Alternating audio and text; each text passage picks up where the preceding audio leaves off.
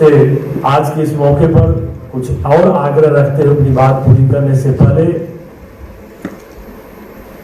विद्या अध्ययन का जो भाव है, उस भाव में मनुष्यों के लिए सारा कुछ मानव जीवन के लिए व्यक्ति को मनुष्य की प्रकृति, मनुष्य कैसा होना चाहिए, इस पर हमेशा बल दिया।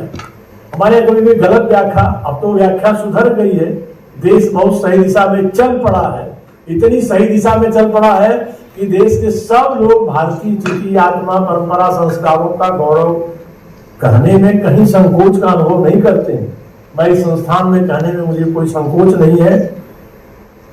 धर्म की अपने अपने तरीके से लोग व्याख्या किए, उसका कुछ दुष्परिणाम हमारे देश में पूजन अर्चन अन्य जगह, वो सब सभी लोग सर्वधर्म संभाव उसके समर्थक है, सभी अपने अपने ढंग से अपनी पूजा करें।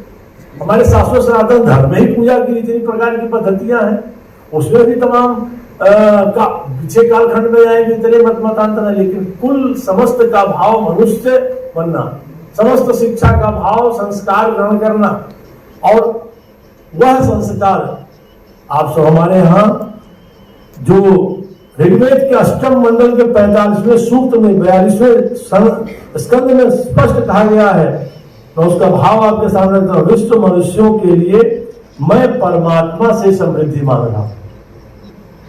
ये वर्ल्ड फिलॉसफी हमारे देश की देन है। विश्व के मनुष्यों के लिए आज नहीं, सर्वाधिक प्राचीन ग्रंथ भारत का, मैं तर्क और तथ्य और प्रमाण के साथ कह रहा हूं। हमको कोई मानवीय चीज नहीं सिखाया विद्यार्थी का, हमने दुनिया को सबसे पहले चीज दी है।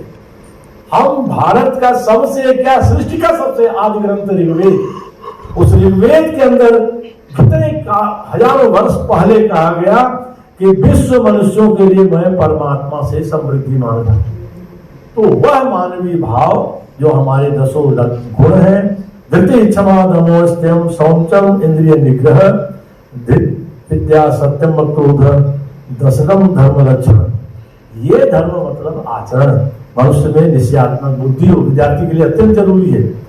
मनुष्य के अंदर शारीरिक मानसिक इन सब क्लेशों को सहने की क्षमता हो, और मन का संयम हो, शारीरिक सृष्टि हो, शारीरिक संवर्धन हो, इंद्रिय निग्रह हो, और निश्चय हो, सत्य का पोषण हो, और क्षमा करने के भाव हो, और इस प्रकार का बोध विचेतन मनुष्य विद्यार्थी में जो मानव जीवन में जा रहा है, ये 10 प्रकार के, ये धर्म नहीं, ये जीवन के जीने के लक्षण संस्कार हैं जो आपको एक बेहतर मानव बनाते हैं। और निश्चित रूप से मानव रचना विश्वविद्यालय आपको एक विद्यार्थी के रूप में उपाधि के साथ इस भारत का, इस विश्व का एक श्रेष्ठ मानव बना करके आप सबको आगे ला रहा है।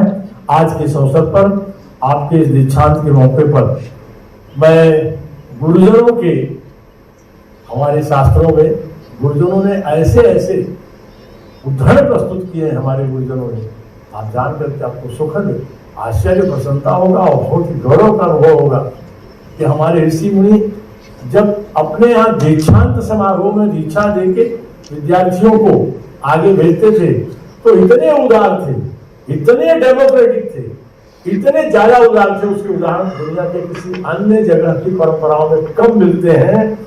वो कहते थे कि यानी वे सुचरितानि, यानी वे सुचरितानि तानि त्वया आचरितव्यानि नेतरानि। मतलब इस जगह जो जो मैंने अच्छी बात कही है वही आप अपने आचरण में रखेंगे, अगर मैंने कोई गलत कही है तो उसे यहीं छोड़ जाएंगे। ऐसा गुरुतर गुरुओं का ज्ञान, चूंकि आरती घोषणा जी ने जब गुरु ब्रह्मा से अपना शुभारंभ किया तो मेरे मन में यह भाव आया कि मैं ये गुरुओं की महत्ता का भी अपने दीक्षांत संबोधन में ये प्लस करूं।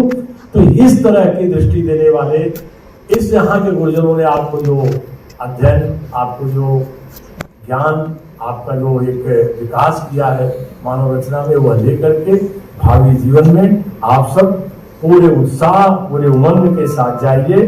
और आप सब सौभाग्यशाली हैं कि इस विश्वविद्यालय से अध्ययन कर एक शैक्षणिक ज्ञान प्रतिष्ठान के लिए आपको इस विद्यालय ने तैयार किया। लोक कल्याण और समाज की असमानताओं को दूर करने में अपनी सारी क्षमता का उपयोग करते हुए आप आगे बढ़े। आप सभी उपाधि धारकों को आपके उज्जवल भविष्य के लिए शुभकामना देते हुए अपने जीवन में आप उच्चतर से उच्चतर लक्ष्य प्राप्त करें।